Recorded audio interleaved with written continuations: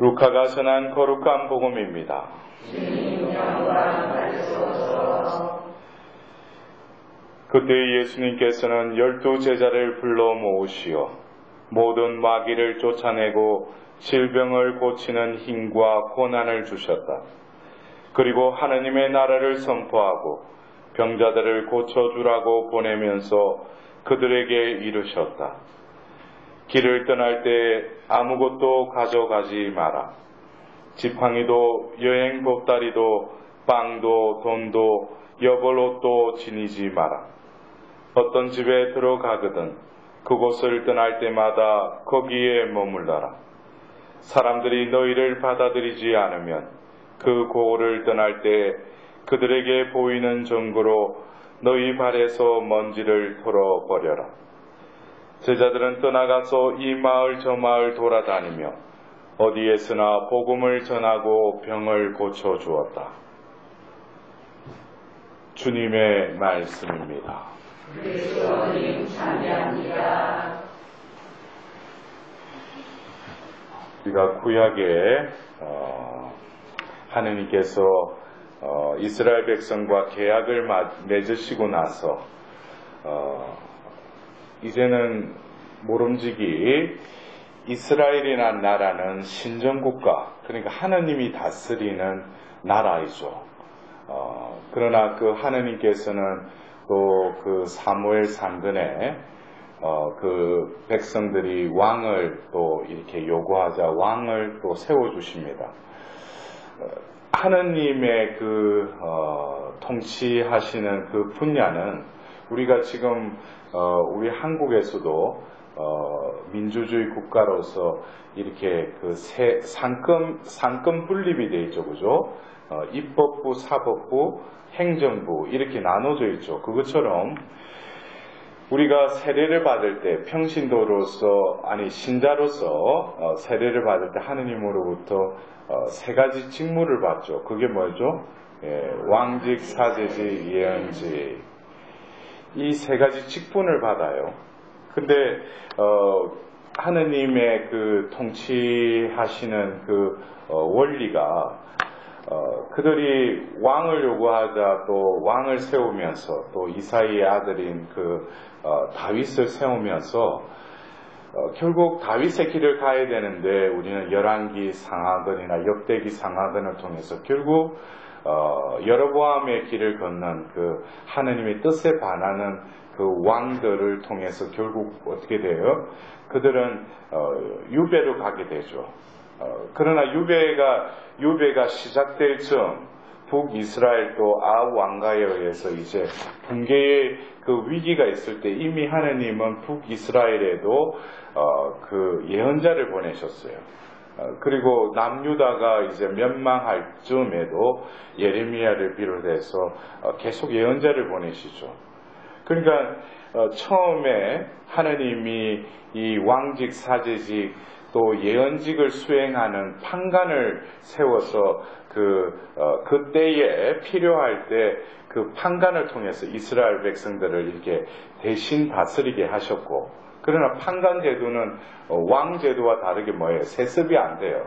그래서 그는 그냥 부름을 받고 그냥 판관으로서 전쟁이 있을 때는 또 장군으로 또 전쟁이 없을 시에는 재판관으로 왕으로서 그런 삼중 직무를 동시에 행하다가 이제 그 인간들이 왕을 요구하면서 또 왕으로서 그 왕 제도를 통해서 하느님은 또 이스라엘 백성을 다스리려 했지만은 결국 그것이 실패하게 되는 거죠. 그리고 이제 예언자를 보내면서 다시금 그들의 마음을 회심하려고 제자리로 돌으려고 했지만 결국 그 예언자들도 다 뿌리쳤죠.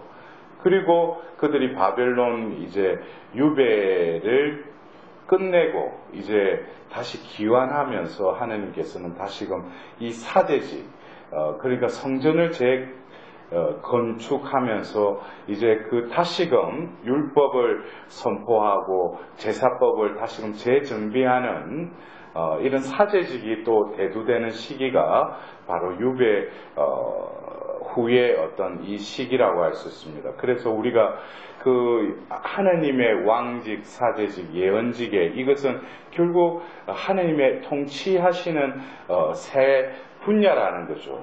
근데 우리가 며칠 전부터 이 에스라기를 이렇게 읽고 들으면서 하나님께서 그 유배를 가게끔 한 것도 하나님 다 의도하심이 있죠.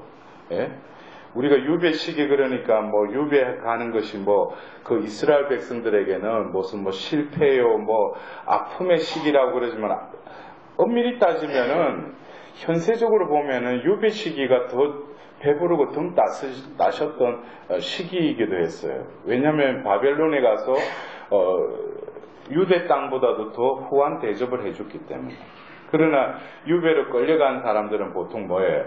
그 지배 계층의 사람들이 본토에 있으면 또 소동을 일으킬 수 있으니까 그들을 따로 데리고 간 거죠. 예? 가서 그들에게 또 대우를 해줬죠. 그러나 한 가지 그게 뭐예요? 성전에서 하나님을 예배할 수 없는 그것은 잃어버린 거죠. 그러면서 그들이 결국 유배의 아픔을 통해서 성전에 대한 그 소중함을 다시금 깨닫고 그러면서 하나님께서는 그 페르시아 왕의 마음을 움직이시죠. 그래서 키루스의 마음을 또 움직이셔서 이제 그들을 귀환하게끔. 그러니까 우리가 이런 어떤 역사적인 역사들을 통해서 하나님이 운용해 가시는 거 보면은 결국에는 부처 손의 손오공처럼 인간이 아무리 해도 하나님 뭐예요? 당신 방법대로 때가 되면 운용해 나가신다는 거예요. 그래서 그것도 이방인의 그 임금의 마음을 움직이셔서 예? 또 유대인들이 이제 다시금 귀환하게끔 하시고 또 본토에 있는 사람들이 또 마음을 또 움직이셔서 그들이 또 협력하게끔 하나님께서는 또 섭리하시죠. 그래서 우리가 어쩌면 이 현실을 살면서 아웅다웅하고 그렇지만 결국에는 보이지 않는 하나님의 섭리가 지금 또 역사하고 계시죠. 그러나 그것을 우리가 느끼지 못하고 보지 못하고 귀가 열리지 않으니까 그걸 볼 수도 없고 들을 수도 없다 뿐이지 답답한 거는 내가 답답한 게 아니에요. 하나님이 답답하신 거예요. 여러분들 살면서 있잖아요. 내가 답답할 필요 없어. 왜? 내가 무지하고 안 보이고 답답하시는 하나님이셔. 예? 근데 우리가 오늘 이 복음의 말씀을 들을 때 우리가 그 정교의 사명은 교회의 본연의 사명 중에 하나죠. 우리가 정교를 한다는 것. 근데 정교를 한다는 것보다도 요즘 와서 우리가 프란치스코 교황님께서 그 전부터도 복음화에 대해서 계속 나와요. 예? 우리가 어떤 성당에 나오라고 정교하고 사람들을 인도할 수도 있지만은 그 전에 우리 존재가 복음화가 되어야 된다는 거예요. 오늘 예수님이 그들을 이제 파견하시면서 가서 하나님 나라를 선포하라고 그들을 파견하시는데 하나님은 예수님께도 모든 그 하나님과 같은 분이셨지만 그분이 또 인생을 지내셨기 때문에 그 인간적으로 오는 모든 유혹도 뭐예요? 또 삼위일체적으로 하나님의 모든 그 능력과 권한을 가지시고 행하셨을 뿐이죠. 그렇다면은 우리가 무엇을 하나님 나라를 선포하고 복음을 선포하라고 할 때 그냥 하나님이 우리를 파견하시지 않죠. 먼저 뭐예요? 우리에게 오늘 복음에서 나와야 되지 먼저 그들을 모으시고 나서 모든 마귀를 쫓아내고 질병을 고치는 힘과 권한을 주셨다 그랬어요. 그것을 먼저 주시고 나서 파견하시는 거예요. 여러분들 이것은 내가 어느 공동체에서 성당 본당에서 뭘 일을 할 때 그것을 지가 앉아가지고 지가 힘들어하면서 이걸 어떻게 할지 이거는 뭐예요? 아직까지 봉사자로서의 불림을 받은 것을 망각해버린 거예요. 하느님이 그 일을 맡기신다면은 그것을 수행할 수 있는 힘과 권한도 뭐예요? 주시는 거예요. 그거는 팽개쳐버리고 자기가 하려고 하니까, 예? 지식대로 하려고 하니까 뭐예요? 힘들죠. 근데 뭐예요? 이미 다 주셨다는 거예요.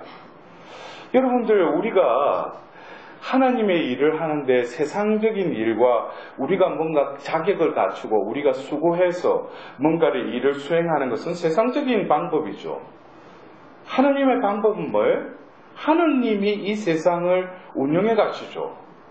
하느님 나라를 지금도 뭐예요? 회복하기 위해서 여러 가지 방법으로 이 교회를 통해서 함께 하시면서 우리를 또 이끌어 가시는데, 중요한 것은 하나님의 그 은총이, 은혜가 뭐예요? 우선적이라는 거죠. 우리는 무슨 일을 할 때 하나님께 뭐를 해달라고 그러는데, 우리가 어떤 일을 행하기 전에 왜 기도를 해요?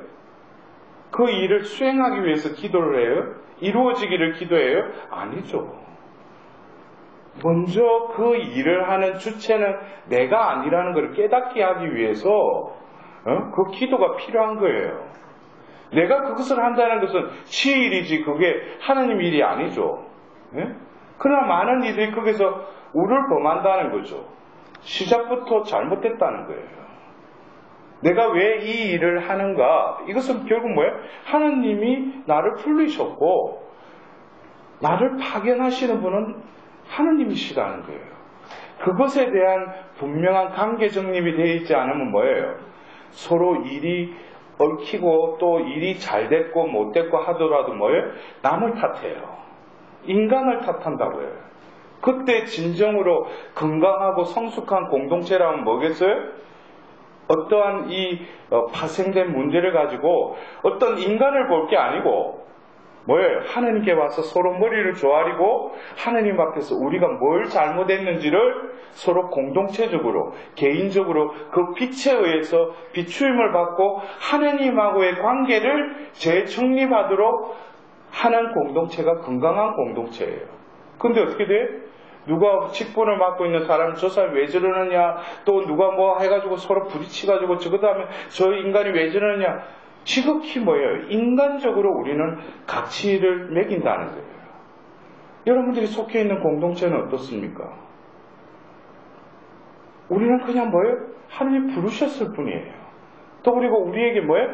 일을 맡기셨어요. 그러나 뭐예요? 나에게 필요한 거, 너희들 수행하는데 모든 그 힘과 권한을 뭐예요? 먼저 주신다고. 그럼 나는 그저 받았을 뿐이지. 그럼 행하는 것도 나는 뭐예요? 그저 행할 수밖에 없어요. 그래서 우리가 이런 어떤 재물과 어떤 소유에 대한, 무소유에 대한 이 말씀은, 여러분들 보십시오. 가기 전에 모든 걸 주셨다고 그러면은 그 여정 속에서도 하느님은 당신이 이끌어 가시는 거죠. 왜 자기가 받았다는 거, 그 과정을 겪으면서 왜 걱정을 해요? 내가 답답한 게 없다니까. 하느님이 답답하시지. 그게 아마추어하고 프로페셔널의 차이점이에요. 그래서 내가 아무것도 지니지 않은데 뭐예요? 먹여주시고 마시게 해주시고 또 뭐 어디 가서 묵게 해주셔요. 예? 우리가 왜 그걸 체험 못하겠어요? 끝까지 자기 거, 만일에 이런 비상급처럼 끝까지 또 어떤 일이 벌어질지 모르는데 해가 또 징방아 놓고 보면 또 그러니까 뭐야? 하느님이 기적을, 역사하심을 체험 못하는 거죠. 어떤 때는 배째라시고 내가 당신이 알아서 해라. 해보세요. 처음에는 그게 조금 내가 이 뭐하는 짓인가 싶은데 그런 사람을 만나게 해주시고 또 그런 어떤 물질적인 것도 생겨요. 오늘 우리가 이 키리는 성빈체시오 또 폴 사제도 어떻습니까? 그 가난한 이들을 위해서 일생을 바치도록 자선사업을 했어요. 근데 지금 전 세계적으로 이 빈체시오회가 다 퍼져 있잖아요. 예? 그리고 그 가난한 이들을 위해서 이 한 성인의 그 의탁하는 삶을 통해서 뭐예요? 그 은총은 흘러서 면면이 교회를 통해서 그 풍요로운 열매를 맺는다는 거예요. 그런데 우리가 뭡니까? 부수적인 것에 마음을 쏟다 보면 결국은 뭐겠어요? 본질적인 것을 잃어버린다는 거죠. 그래서 어떤 때는 아주 냉정해야 돼요.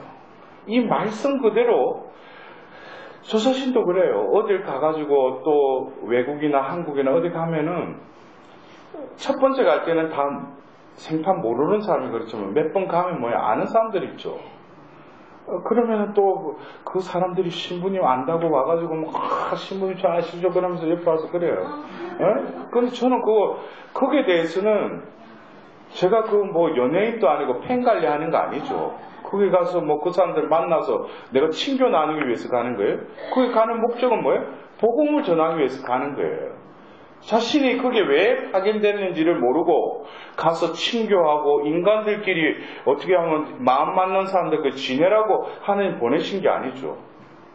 그래서 그럴 때는 내가 냉정해야 돼요.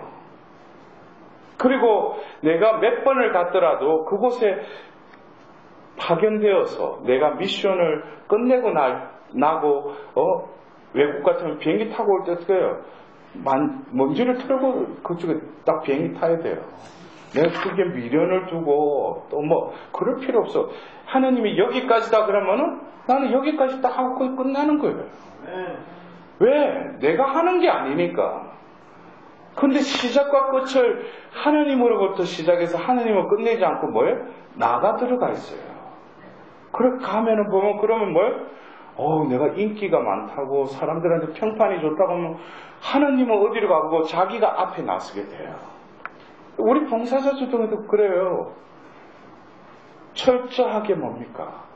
그 사람이 그래서 한 사람의 봉사자를 만들기가 얼마나 힘든지 몰라요. 그냥 봉사하는데 기능적으로 뭘 일을 한다고 해서 그 사람 봉사자 아니에요. 봉사자는 철저하게 뭐예요? 하나님께 기속된 존재예요.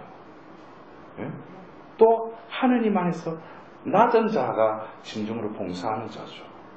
그리고 어떤 때는 그래요. 이사야가 그러죠. 주님 제가 여기 있지 않습니까? 근데 보냈어요? 안 보내요. 왜? 하나님은 지가 뜻이 그렇다고 해도 하나님의 방법과 때와 그 모든 것은 하나님이 주관하시지 지가 하는 게 아니죠. 지가 봉사하고 싶다 해서 봉사가 되는 게 아니에요.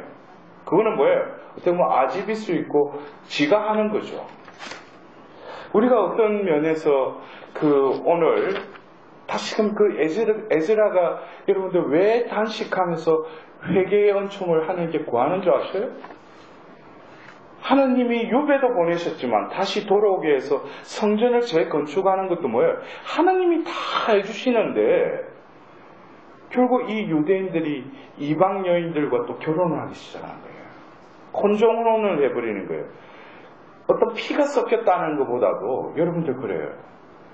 우리가 이방인들, 하나님 믿지 않는 일들과 교제하고 그런 모임에 자신이 가서 진정으로 깨어있는 자라면 그곳에 가서도 동경 위에 올려진 등불처럼 주의를 밝히겠지만 아무리 봐도 빛 밝힘도 없고 소금의 맛도 없는 자가 가서 이방인들 앞에 가서 하나님 믿지 않는 사람들 그때 가면은 똑같이 보면은 그 진흙탕에 보면은 똑같이 묻어요.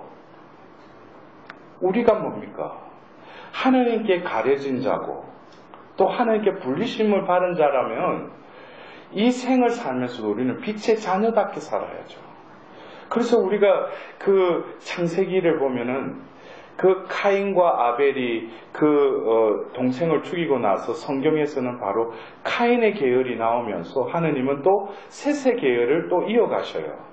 왜? 당신의 나라를 회복할 후손들을 만들기 위해서.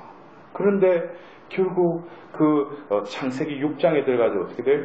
이 하나님의 아들들과 사람의 딸들이 섞여버려요. 그래서 하나님이 분노하셔요. 그러면서 뭐예요? 이들은 살덩어리를 따름이니 내 영이 그들에게 영원히 머물러서는 안 되겠다 하면서 영을 거둬가셔요. 그 말고로 살덩어리를 따름이라는 거예요. 오늘 에스라는 그래요. 유배 시기라는 그 아픔의 시기, 그러나 영적으로 성숙의 시기를 지내고 와서 다시금 그들이 모일 수 있는 그 예배의 장소인 성전을 하나님이 그 이방인의 왕들의 마음을 움직여서 또 학개와 저카리아를 통해서 그 예언자들을 통해서 그걸 다시 짓게 하셨는데 그들은 아직까지 뭐예요? 제정신을 못 차린다는 거예요. 그래서 에스라가 그 백성을 대신해서 하나님께 얼굴을 못 들고 그 회개의 기도를 바치는 거예요. 우리들도 그래요. 그냥 교회 안에 왔다 갔다 하고 이 교회 공동체에 머무른다고 해서 하나님께 하나님 마음에 드는 자가 아니에요. 진정 깨어있는 자가 되어야 돼요. 그리고 나라는 존재는 하나님으로부터 비롯된 존재예요. 또 하나님을 통하지 않고서는 모든 일을 행하지 못하는 자요. 모든 일은 하나님께 내어드리고 영광 돌려야 되는 존재라는 것을 내가 그것을 늘 깨어있지 않으면 우리도 결국 뭐겠어요? 몸은 이방인과 섞이지 않았다 뿐이지 내 영적으로 마음적으로는 뭐예요? 간음을 저지르는 거죠. 우리가 그래요. 지금 우리 한국의 이 신자들 또 그래도 상대적으로 다른 종교보다는 숫자적으로는 10세이지만 10세라기보다 적지만 우리가 신앙생활은 그래도 열심히 우리 한국 땅에서 신자들 열심히 신앙생활 하죠. 그러나 외국에 이미 뭡니까? 하나님의 그 집은 다 문을 닫고 수도원 또 문을 닫고 뭐예요? 성소도 계속 나오질 않아요. 이러한 상황 속에서 우리는 다시금 이 복음화라는 것이 얼마나 중요한지 이미 전 세계적으로 뭐예요? 예수는 그리스도다. 응? 우리는 세례받은 모든 이들이 이 세상에 다 퍼졌지만 복음은 전파됐지만 지금 이 시대에 우리의 사명은 뭡니까? 내 존재가 복음화되는 거예요. 아무리 숫자가 늘어나더라도 마음은 빈껍데기고 안에 자기 것으로 가득 차 있는 이들이 모여서 하나님 집에서 백날 미사 드린다고 모여있어 봐요. 하나님이 얼마나 한탄스럽겠어요. 그러나 소수의 믿는 자들이 모이더라도 온전히 하나님께 의탁하고 하나님이 머무르는 자로서 하나님의 말씀에 귀 기울이고 늘 그의 입을 통해서 선포되는 건 뭐예요? 내 안에 계신 성령께서 그를 재촉해서 그 혀를 통해서 그 생명의 복음이 선포되는 그러한 한 사람, 그 한 사람이 필요한 거예요. 여러분들, 그 한 사람이 바로 나여야 되지 않겠습니까? 오늘 다시금 우리가 이 미사를 봉헌하면서 얼마나 많은, 얼마나 풍성한 하나님의 그 은총의 힘과 고난을 나는 받았음에도 불구하고 아직도 필요한 것은 내 눈에 보이는 이것만을 하나님께 구할 뿐이지 내가 거저 받은 이 하나님의 은총을 얼마나 내가 활용하고 그 은총에 막가진 삶을 살았는지 우리도 역시 모르겠어요. 오늘 에스라가 기도하듯이 무릎을 꿇고 하나님께 다시금 회심의 기도, 회개의 삶을 살도록 우리도 기도해야 되지 않을까. 그렇게 될 때 진정 하느님은 내 안에 갇혀져서 없는 것 같지만 또 썩은 것 같지만 그 은총이 어떻게 되겠어요? 나를 통해서 이제 흘러가기 시작한다는 거예요. 그럴 때 내 주위의 사람, 내가 머물러 있는 곳에서 어떻게 그 빛의 밝음과 그 소금의 맛을 이제 어떻게 돼요? 내 주위의 사람들이 느끼게 되는 거예요. 그렇게 될 때 뭐예요? 이제 복음화가 되는 거죠. 이제 내가 먼저 복음화가 되었을 뿐만 아니라 내 주위가 어떻게 빛의 터전이 되고 하나님의 성전이 되고 하나님의 나라가 이제 이룩되는 것입니다. 오늘 이 미사를 봉헌하면서 다시금 우리에게 거저 주신 그 하나님의 은총이 늘 나와 함께 있을 뿐만 아니라 그 은총을 헛되이 썩히지 않는 참된 하나님의 자녀가 될 수 있도록 하나님께 자비를 구하도록 합시다. 아멘.